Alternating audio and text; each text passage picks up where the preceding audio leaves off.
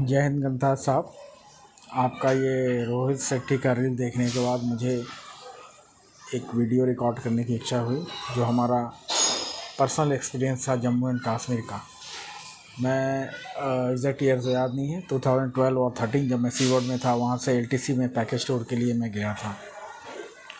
और as per package tour हमने 6 दिन का पैकेज लिया था। उसमें एयरपोर्ट से पहुँचने के साथ पिकअप एंड वो गाड़ी हमारे साथ रहने वाली थी।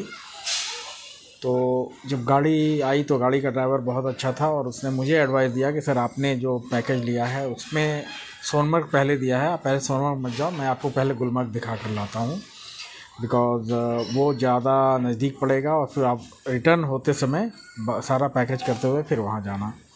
और उसकी एडवाइस इतनी अच्छी थी कि जैसे गुलमर्ग का मज़ा लेकर हम नीचे लौटे,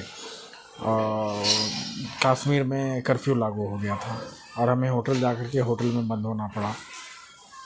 प्रॉब्लम ये था, होटल में आने के बाद जो कर्फ्यू का नज़ारा हमने देखा, वो मैं आंखों देखी बात आपको रिकॉर्ड करके बता रहा हूँ। सबसे पहली बात तो जो बचपन से सुनते आए थे कि कश्मीर में जब कर्फ्यू लगता है तो क्या होता है, मैंने देखा कश्मीर का कर्फ्यू बहुत फ्रेंडली कर्फ्यू होता था। ये सिर्फ पेपर पे रहता था और कर्फ्यू लगने के बाद भी बच्चे क्रिकेट खेल रहे थे, रोड पे क्रिकेट खोल रहे थे, दुकानें जितनी भी छोटी मोटी दुकानें काम की थी खुली पड़ी थी। कुछ रूट्स को डाइवर्ट किया गया था। आर्म पुलिस, जिसको CRPF बोलो या जो भी बोलो, वो जगह जगह खड़ी थी। आप एज ए टूरिस्ट, आपका boarding pass was just like license और पासपोर्ट फॉर कश्मीर। आपको कहीं पे भी कोई दिक्कत हो, बोर्डिंग पास दिखा दो तो वो आपको जाने दे रहे थे। कमिंग बैक टू मीडिया का धंधा बढ़ जाता है ऐसे समय में। हर पब्लिक प्लेस पे, हर होटल में, हर गवर्नमेंट प्लेसेस में मीडिया के 2 बंदे कैमरा लगा के बैठे हुए थे। थोड़ा सा भी कुछ हुआ उसको एग्जैगरेट करके ब्रॉडकास्ट कर रहे थे। तो हमारे होटल में भी लगा हुआ था, मैं भी उसके पास गया, मैंने भी अपना इंटरव्यू दिया और वहाँ पे उस समय मुझे बताया गया था कि आर्म फोर्सेस नहीं बताना, ज़्यादा से ज़्यादा सेंट्रल गवर्नमेंट के स्टाफ बताना। तो मैंने अपने को आर्म फोर्सेस डिक्लेयर नहीं किया था। तो मेरा भी इंटरव्यू उसने लिया। हालांकि वो ब्रॉडकास्ट नहीं हुआ क्योंकि मैंने जो लोकल न्यूज़ चैनल था उसको फॉलो किया था। कमिंग बैक टू जो आपका वो है जिसमें लेक में आप बोटिंग करते हो, तो हमें ये डर था कि इस कर्फ्यू में हम बोटिंग भी नहीं कर पाएंगे। हमारे बोर्डिंग पास के बदौलत हमें बोटिंग भी करवाया और हम बोट का जो नाइट स्टे होता है 1 डे का पैकेज, वो भी बोर्डिंग पास देखने के बाद उस पैकेज में भी हमें अलाउ किया और हम पूरी फैसिलिटी उतनी ही मिली जितना बाकी दिनों में मिली होती है। सिर्फ फ़र्क ये था कि रोड पे पैरामिलिट्री फोर्सेस की संख्या बहुत ज़्यादा थी, गाड़ियाँ आ रही थी जा रही थी और लोकल लोग को कोई फ़र्क नहीं पड़ता था।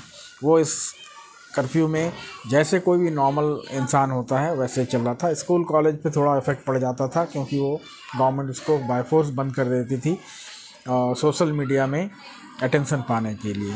तो ये मेरा 7 डेज़ का पैकेज पूरे कर्फ्यू में निकल गया और हमने सारा पैकेज पूरा किया।